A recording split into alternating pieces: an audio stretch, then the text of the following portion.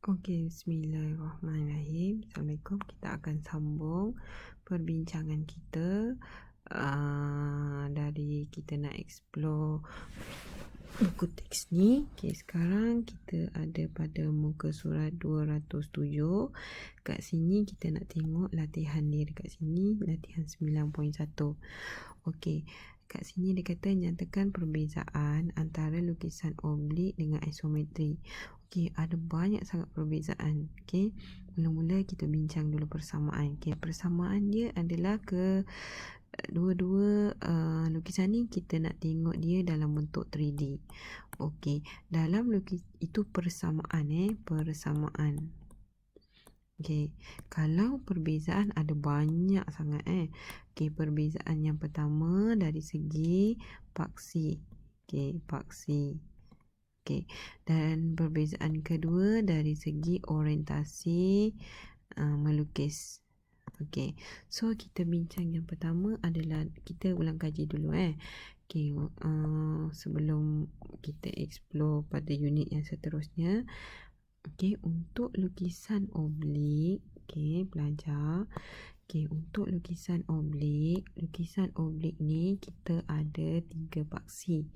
Okey, paksi menegak, paksi surut dan paksi mengufuk. Okey, tapi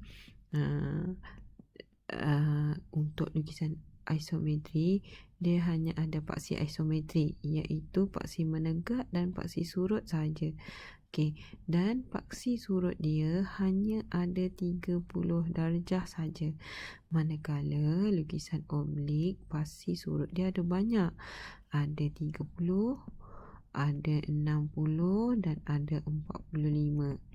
Okey, untuk lukisan oblik, sudut-sudut adalah bergantung kepada fungsi bahagian yang kita nak lihat. Manakala isometri tak ada, dia akan dapat permukaan yang sama saja. Okey, fungsi dia.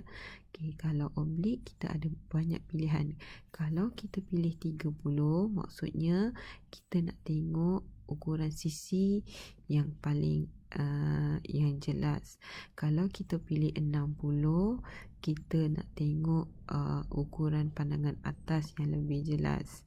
Tapi kalau kita pilih 45, maksudnya pandangan atas pun kita dapat lihat, pandangan sisi pun kita dapat lihat dengan lebih jelas.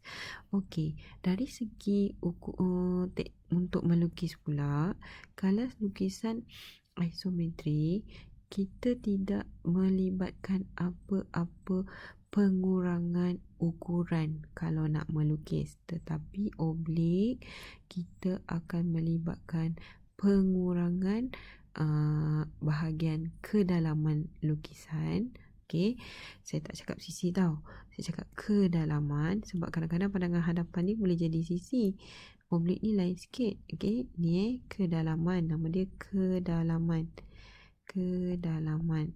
Okey, pengurangannya bergantung kepada jenis oblik. Okey, iaitu kalau oblik kabinet, kita ada oblik kabinet dengan oblik arm. Cavalier biasa. Okey, kabinet ada. Okey, dan arm. Okey, kabinet kita boleh lukis separuh. Okey, kalau sisi dia bagi 4, kita kena lukis 2. Tapi kalau arm, okey, biasanya kita pilih 3/4. Dia ada 1/4 pun ada. 1/3 pun ada. Okay, biasanya kita akan buat 3/4. Kalau dia bagi 4, awak kena buat 3. Kalau dia bagi 4, awak kena lukis 3. Dia punya ukuran sisi dia. Okey, tapi kalau isometri, dia tidak pernah sama sekali pun melibatkan ukuran sisi. Dan isometri tak ada jenis. Okey, cuma isometri ni dia ada 3 jenis paksi. Paksi biasa, paksi panjang dan paksi terbalik. Kabinet pula dia ada 3 jenis kabinet. Lukisan oblik pula dia ada 3 jenis lukisan oblik, iaitu lukisan oblik cavalier, oblik arm dan oblik kabinet. Okey, saya terangkan sekali lagi. Okey, saya terangkan sekali lagi. Kalau iso sekejap saya padam dulu. Okey, kalau okey. Okey, kalau oblik, okey, kita ada 3 jenis oblik, iaitu cavalier, okey, kabinet dan arm. Tapi kalau isometri, okey, dia hanya ada satu isometri saja. Cuma dia ada 3 jenis paksi.